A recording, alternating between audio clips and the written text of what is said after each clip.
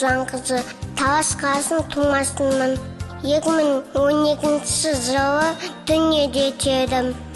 Мен есімім Аян, есім Тайвамен. Аттас болғандықтан мен де сол сияқты әлемде танымал өнер жұлдызы болғым келеді.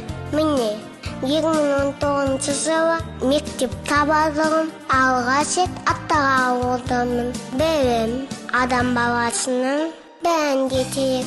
Білімсіз адам боласа қалаңғы деген әдемі сөзден соң мектепте балға асықпын.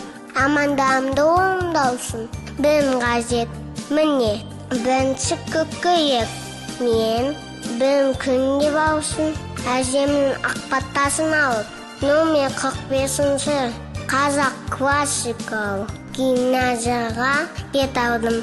Алғашқы ұстазымға күшіктан сынып, жаңа достарын аласынға қосылдым. Біз сапқа тұрдық, тәуелсіз жеріміздің әнұранын айттық. Содан соң сыңғыраған қоңыраудың дыбысы естілді.